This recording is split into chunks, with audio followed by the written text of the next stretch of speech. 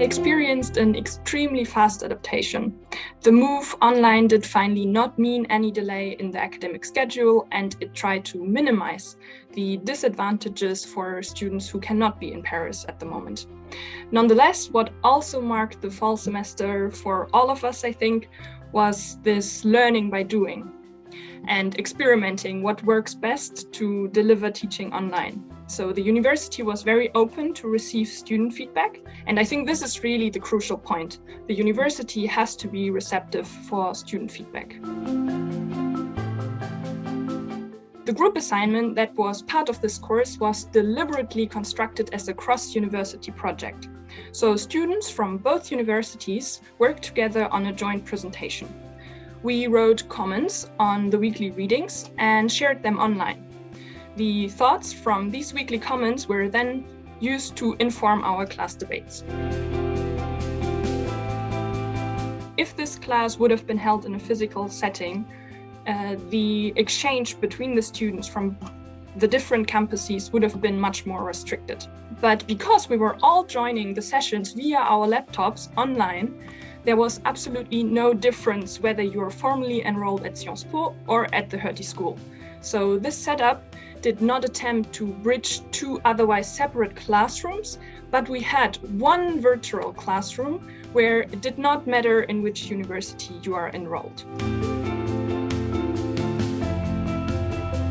Hosting the competition fully online solved this issue of physical distance between the students from different campuses. I would argue that it was even a driver of inclusivity and equality of chances, because nobody had a disadvantage from not being able to travel to Berlin for the semi-final or the final. Even when looking beyond this year's special circumstances, I think the online format best aligns with the intention of the futurEU initiative to bring as many students from different universities together. One key challenge is to make online classes interactive. And to achieve this, we used in the CIVICA course external software to answer polls and open questions, which would then give a good overview over everybody's opinion. However, what many of my teachers also stated is that they could transmit less content and that the overall student participation was lower in the online setting compared to the physical setup. So despite these tools, which can make online classes more interactive, there remain limitations to overcome this issue. We as students have experienced in the last months that online learning is really practical, as it reduces commuting time, it gives us more flexibility to reconcile university with other obligations, and it can be interactive if the existing tools are leveraged.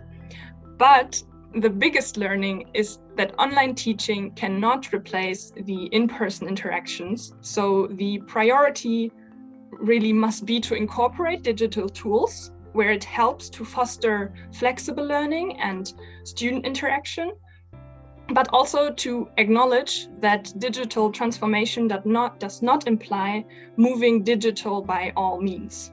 I think digital innovation in higher education is something that students must be interested in and make their voice heard. So participate in our conference on 3rd June on the topic Digitalisation and the Future of Higher Education.